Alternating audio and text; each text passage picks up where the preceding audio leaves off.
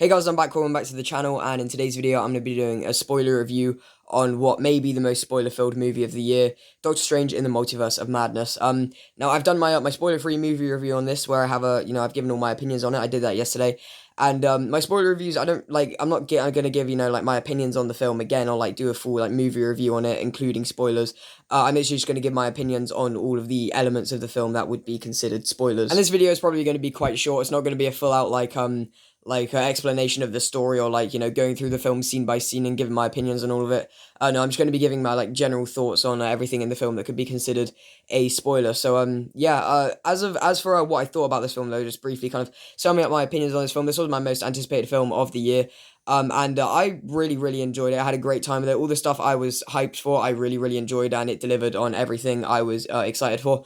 There are, with that said, there are quite a lot of story and script issues. The pacing is a bit messy, and the story is a bit messy at times as well. But Sam Raimi's direction, in my opinion, was just really fantastic. He really gives the film its own personality, and the aesthetic of, certain sequences, really, feel like something out of, the Spider-Man trilogy, that he did. There are just some scenes in the film as well which look like something pulled straight out of a comic book, which is really fantastic. And of course, because this is a spoiler review, feel free to let me know your thoughts, spoiler-filled thoughts, in the comments below if you have seen this film. If you haven't, obviously don't watch this video. I don't see why you would be watching it if you haven't seen the film already. I'm going to be going through all the spoilers in the order that that they appear in the film. So yeah, the first thing to talk about that was somewhat of a kind of like plot twist almost. I didn't really think it was that much of a twist. I thought, the trailers made it quite obvious that, Wanda was going to have some sort of a, evil stuff, going on with her. That was very obvious, in my opinion. And she is the main villain in the film as well, which I sort of did not expect, but, I also wasn't really that surprised either. But yeah, I thought she was gonna have, some sort of good bad, stuff in the film where she's, good in some sequences, and then something, makes her evil in another scene or something. I just kind of thought it would, sort of play out like that, almost. But yeah, she is the main villain, in the film. And, there are some scenes that show just how frightening she can be, which, I really enjoyed all those scenes. She's a really compelling villain as well, because her motives are completely understandable. She just wants to be with her children, but she can't because they don't exist. I think that was just such a great idea for Wanda as a villain, and such a great idea for a multiverse story as well. And it definitely made sense after WandaVision, and also as someone who finished WandaVision a few days before watching this film, because I watched it in preparation for this film. I was quite surprised at just how much of a shift her character is in this film from how she was in WandaVision. It wasn't really that surprising, because like WandaVision was, the majority of it was Wanda's sort of simulation, I guess is the best way I could sort of describe it. But yeah, I still think it was extremely interesting to see Wanda as a villain for a film, and yeah, she was just overall really great in this film. So Wanda is introduced as the villain, and then we get our conflict set up, and some explanations, exposition, all that, and then we eventually get to the Illuminati sequence, which is the next spoiler sort of area. And yeah, this is where the cameos happen. And I knew going into this film there weren't as many cameos as people were anticipating. I really went into it with the cameos in the back of my mind, not really thinking about them that much. The cameos in the film, that was never the element I was most excited for anyway. It was for the Sam Raimi and the horror stuff, and seeing more of Doctor Strange. But yeah, it was still very nice to have some cameos in the multiverse in this film. So for our members of the Illuminati, we have, of course, the non-MCU version of Mordo. We have Captain Carter, Black Bolt. We have that universe's variant of Captain Marvel, Reed Richards or Mr. Fantastic, and of course Professor Charles Xavier as well. So these are some really nice cameos. Of course, I have Haley Atwell playing Peggy Carter, and she has that really nice I could do this all day line during the fight with Wanda. You also have Anson Mount reprising his role from Inhumans as Black Bolt. As we have Lashana Lynch as Captain Marvel, and as soon as she put her mask thing down, not quite sure what to call it, and, she started speaking, and I saw her, I was like, that's Lashana Lynch from No Time to Die, which was really awesome. We also have John Krasinski as Reed Richards, which is really cool as well. We of course have an MCU Fantastic Four movie coming. Don't know when. The director recently left the project, but we do have one. arriving at some point. And we also have, Patrick Stewart returning as Professor X, which was very cool. And I watched X-Men a week before this film in preparation for it. And so that was it was quite cool to see him. So I wasn't really expecting any like cheering or audience reactions like that out of my cinema on the day I first saw the film, because I'm in the UK, and UK cinemas don't really cheer at films as much as people in the US do. But there was some audience reactions to the cameos. Not like I was definitely expecting some cheering with Spider-Man No Way Home if like Andrew Garfield and Tobey Maguire showed up. But there was actually some reactions to the Illuminati cameos, which was quite cool. So when they showed Peggy Carter, I think there was a little bit of a sort of a kind of whisper, sort of murmur around my cinema a little bit. That definitely happened in the second time I saw the film in a 3D showing. And when Reed Richards showed up, there wasn't any cheering, but there was a person in front of me who like yelled out a swear word as he got revealed. He was clearly very happy to see him. It wasn't like an angry swear word. It was like a sort of surprised, pleasantly surprised use. And then what surprised me just a little bit is there was actually some cheering when Professor X showed up in my cinema. Because I was a little bit surprised because he was shown or heavily implied in the trailers.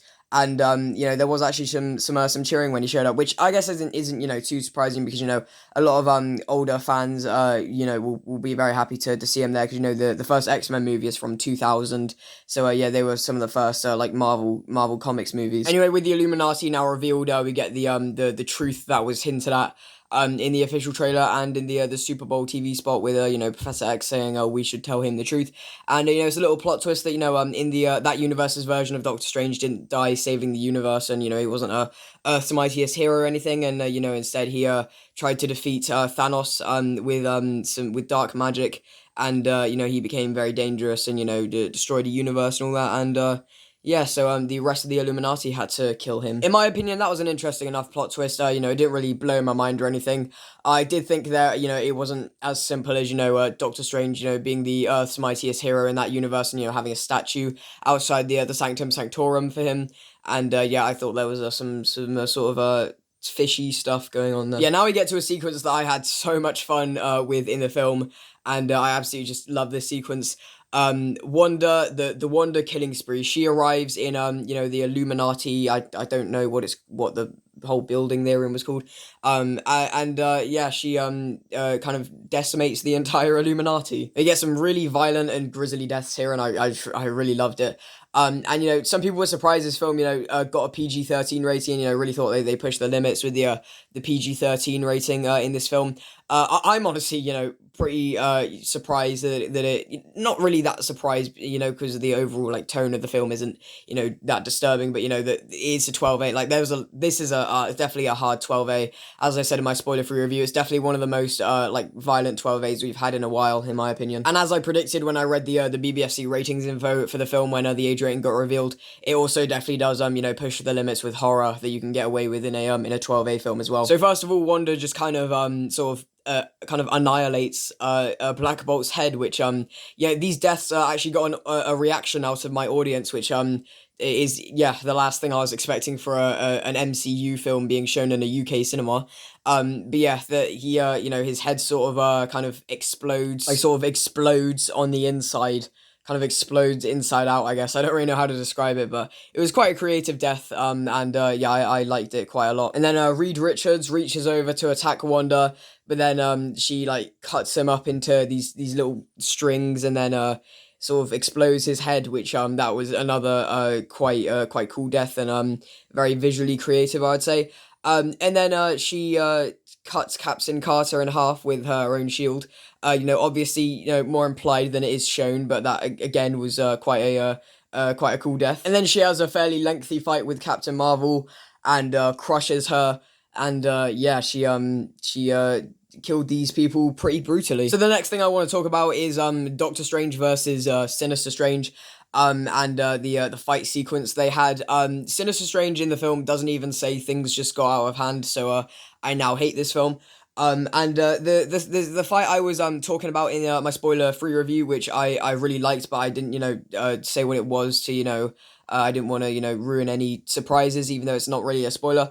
there was the the music fight they had with the music notes. That was so creative. I think I get the fact it's one of those sequences that's like deliberately supposed to be unique and creative and impressive, but I don't care. I still really liked the sequence, and I just really like that fight. That was probably my favorite fight sequence in the film. And then Doctor Strange kills Sinister Strange by throwing a music note at him, and then making him fly out of the Sanctorum like a window.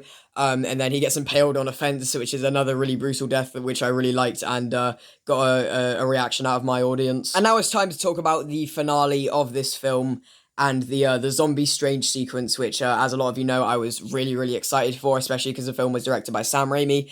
And yeah, I really loved the zombie strange scene. How because the trailers didn't reveal and that was kind of the case of the whole movie. You can't really piece together the plot of the film just from all the trailers that much, and you couldn't really tell what was going on in the zombie strange scene just from the trailers alone, and what the premise of the scene was.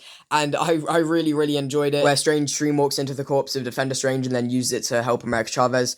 I just really loved it. And that shot where Zombie Strange is he's on the mountain, and he sort of like looks at his hands and stuff, and he's being reanimated. That shot there was in the Super Bowl trailer and stuff. That was I really love that shot. It's definitely my favorite shot of the whole film, and it was definitely great to see in 3D as well. And I also love how he just makes traditional zombie noises in that shot as well. That was really great, and the whole scene just feels very Sam Raimi, and it's just such a great scene, especially with the Souls of the Damned. That feels like something straight out of Evil Dead 2, and I loved it. But at the end of the finale, where America Chavez shows Wanda the monster she's become by letting her see her kids in the alternate universe, and then them being really afraid of her.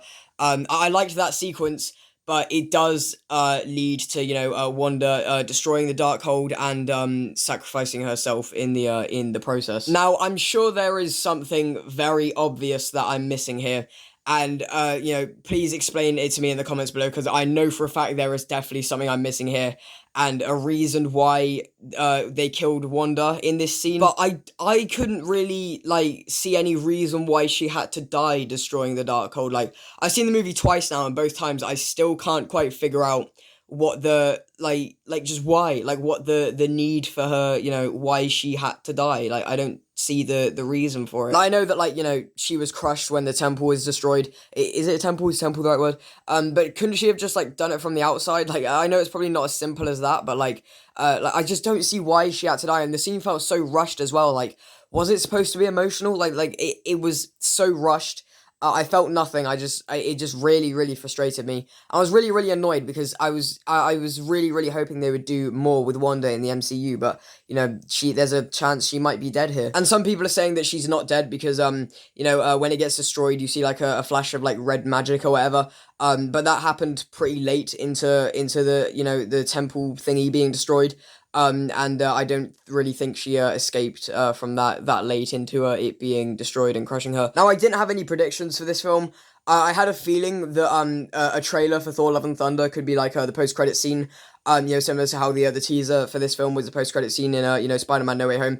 But that was before the trailer got released online, and there wasn't really that much of a chance of it anyway, because Doctor Strange and Multiverse of Madness is somewhat connected to No Way Home, because Doctor Strange is in No Way Home. So yeah, that was that definitely wasn't going to happen after the trailer got released online for Thor: Love and Thunder, the teaser trailer. But I had this feeling in the back of my mind that they could potentially, Wanda could potentially sacrifice herself in this film, because she gets too powerful by the end, and they could potentially kill her off. But I never admitted to myself that's what I thought, because she has so much potential in the MCU, and I really thought they were going to do more with her, but they didn't. I was sort of right. They killed her off, which I am not very happy about. Anyway, speaking of post-credit scenes, let's talk about the ending of this film and the post-credit scenes. So at the very end, we see Doctor Strange get his third eye while he's walking around in New York City, and Yeah, that was at first I was sort of like I sort of knew what it was, but like I did have to search up an ending explained to be completely sure, because I was still trying to process the rest of the film by that point. And it was because it was a consequence of him dream walking into for the zombie strange scene. And yeah, that did make sense. Then the mid credit scene where we see Charlize Theron's Clea, I think her name is.